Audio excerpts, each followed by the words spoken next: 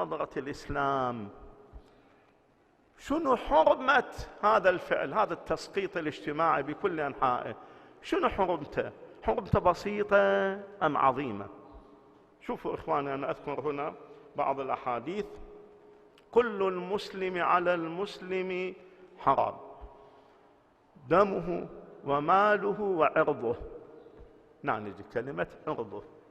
احنا نتصور إخواني البعض يفهم معنى العرض بهذا المعنى العرفي. لا، معنى العرض هنا هو هذا المنزلة والمكانة الاجتماعية للإنسان الناشئة من المقومات التي ذكرناها. تسقيطه اجتماعيا بأي نحو من أنحاء التسقيط يعتبر هنا هتك للعرض. يقول هذا حرام، بس هذا قال بس حرام. فقد واحد يتصور حرام بسيط، اكو واحد يتصور حرام عظيم.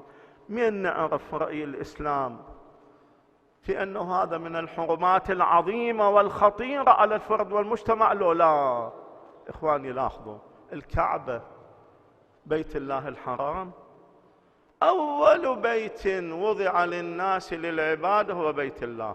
إيش قد له حرمة عندنا؟ إيش قد نحرص على أن لا ننتهك حرمة البيت الحرام، لا بكلام، لا بقول، لا بمقالة، لا بفعل، لا بتصرف. إيش قد حريصين إخواني. لماذا؟ لأن لها حرمة عند الله تعالى. الأحاديث تقول أن حرمة المؤمن أعظم عند الله حرمة من حرمة الكعبة. لاحظوا إخواني، التفتوا إخواني، حتى هؤلاء الذين يكتبون على صفحات التواصل لا يهتم ولا يكترث.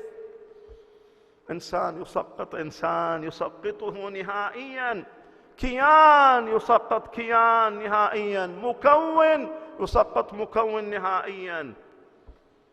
شوفوا إخوان، يوم القيامة احنا ما ندري، نتصور هذا أمر بسيط، وإذا يوم القيامة يظهر لنا من أعظم الحرمات، وكم من العقاب ينتظرنا، وإحنا نكتب ونصور ونشوه ونفتري ونطعن براحتنا بكل سهولة بكل بساطة بكل يسر، ونتصور هذا الأمر بسيط.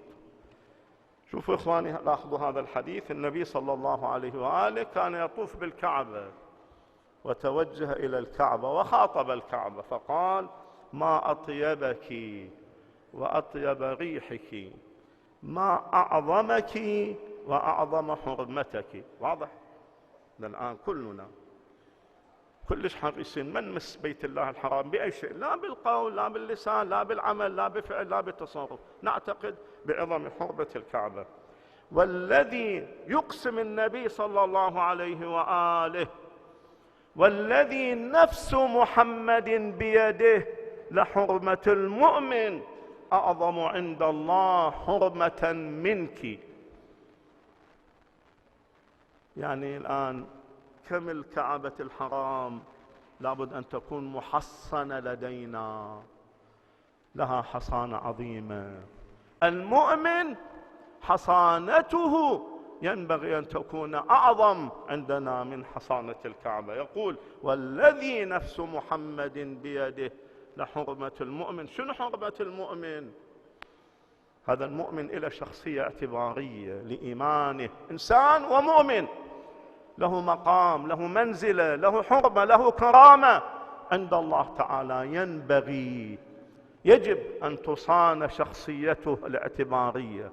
والذي نفس محمد بيده لحرمة المؤمن أعظم عند الله حرمة منك ماله ودمه، وأن نظن به إلا خيرا. ثم أيضا في وصية من الإمام الرضا عليه السلام إلى السيد الحسن أيضا: يا عبد العظيم أبلغ أوليائي عني السلام. بس أولياء الإمام الرضا في ذلك الزمان وفي هذا الزمان. هذا السلام إن شاء الله لكم أيضا من الإمام سلام الله عليه. هذا أولا. الشيء الثاني أيضا وصية الإمام.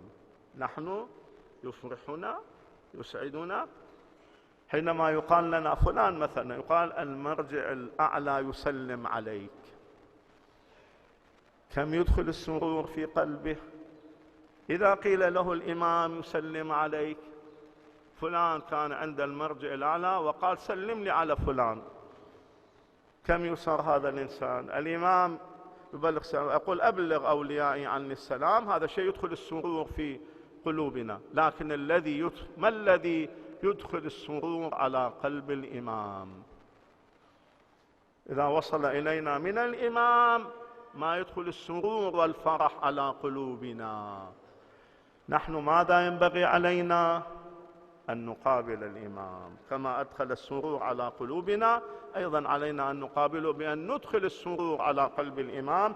ثم يوصي وقل لهم لا يجعلوا للشيطان إلى أنفسهم سبيلا، ومرهم بالصدق في الحديث وأداء الأمانة، ومرهم بالسكوت وترك الجدال فيما لا يعنيهم، وإقبال بعضهم على بعض والمزاورة، فإن ذلك قربة إلي. موضع الشاهد وين؟ شفتوا إخواني هذا المقطع. ولا يشغلوا أنفسهم بتمزيق بعضهم بعضا. نعم موضع الشاهد. قلت الآن مشغول تتحدث وتمزق، هذا أخوك المؤمن تمزقه شر تمزيق بتحطيم شخصيته الاجتماعية. هذا المكون يمزق هذا المكون الآخر شر تمزيق. ولا تشغلوا أنفسكم بتمزيق بعضكم ولا يشغلوا أنفسهم بتمزيق بعضهم بعضا. شوفوا العاقبة إخواني، الذي ينشغل بهذه الأمور جالس يكتب ويطعن ويشوه سمعة الآخرين، خصوصا قد يشوه سمعة عائلة، سمعة مكون. الآن الإمام شنو موقف الإمام منه؟ شنو النتيجة؟ الإمام يقول فإني آليت على نفسي أنه من فعل ذلك وأسخط وليا من أوليائي دعوت الله ليعذبه في الدنيا أشد العذاب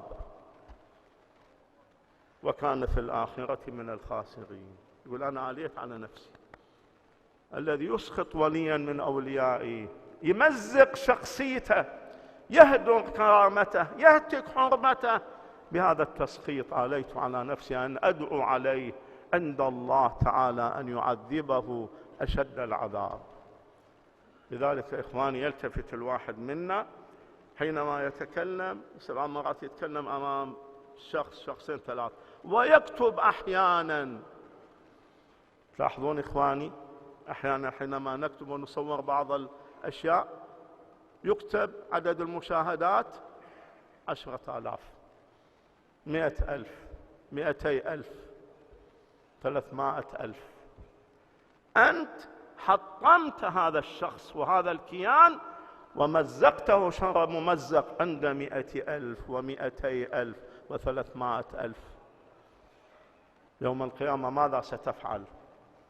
هل تستطيع أن تصحح سمعة هذا الشخص أو العائلة أو العشيرة أو الكيان أو المكون أمام هذا العدد الكبير؟